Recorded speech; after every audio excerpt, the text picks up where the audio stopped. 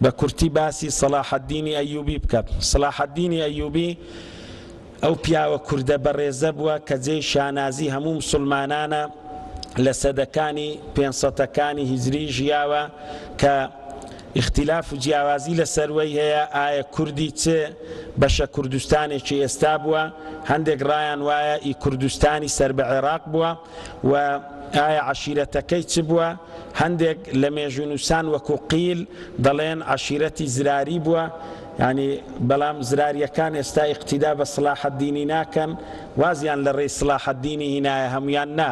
مامۆستا مەلا فەتحی هەیە الحەمدولای اقتیدای پێکردیە و ئەوانی دیش باشەکان خۆزگا ئەگەر فعلا زراری بووە صلاح الدینی ئەیوبی جێی شانازیە، زراریەکان هەموو اقتیدا بە صلاح الدینی ئەیوبی بکەن، واز بینن لەو ڕێباز و ڕێگایی تر کە گرتیتیانە بەر.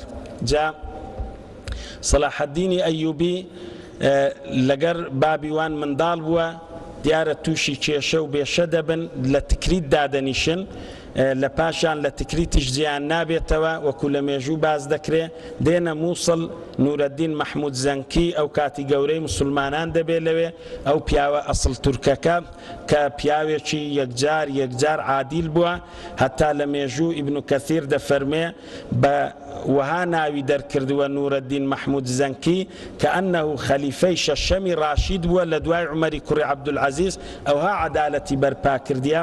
لەوێن دەرێکە باوکی صلاح الدین و مامی کاربەدەست دەبن، ئەو جار دەنێردرێنە شام، جا لە شام صلاح الدین تەواو پێڕادەگا و لە دواییش ئەوە بوو مسری ڕزگار کرد و دەچنە میسر، لەوێوە دەژیە و دەوڵەتی فاتیمی دەڕوخێنی کە ئیشیعەکان بووە، ئەو جار دەچی قودسیش ڕزگار دەکات.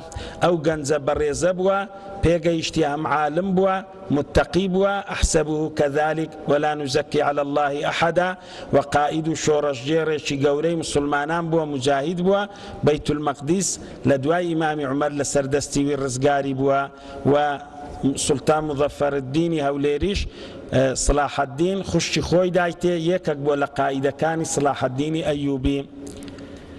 ئێمەی کورد زیاتر بە صلاح الدینی ئەیوبی لە ناو مسلمانەکان ناسراینە و لە وڵاتان دەدناسنەوە، پێویستە ئێمە شانازی بەو پیاوەی بکەین، نەک قسەی ناشایستەی پێ برین.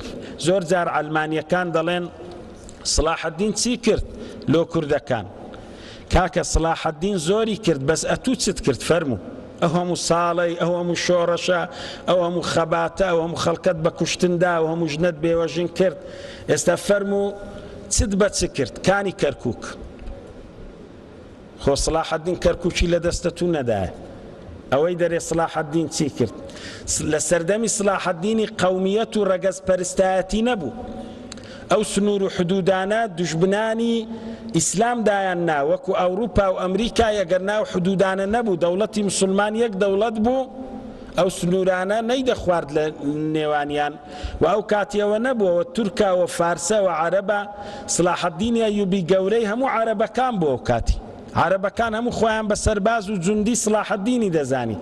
ئەدیلۆ ئەوڕۆکە ئەتوو سەرۆک کۆمارۆکەکت هەیە بەحاڵ بەدار و گۆچانی دەڕوا، ناردیتە بەغدای، دەڵێ سەرۆکی بەغدای عێراقی هەموو عێراقیەکان کوردە، شانازی پێوە دەکەی، لەگەر ئەوەیدا ناشزانین کو بوویتێ و کو کرایتێ.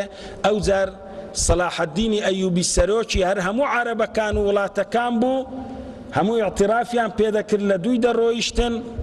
ئەوە جێگای شانازی بوو کە ئەو کاتی قەومیەتیش دەوری نەدەدیت و ئەو کاتی ڕەگەز پەرستایەتی نەبوو.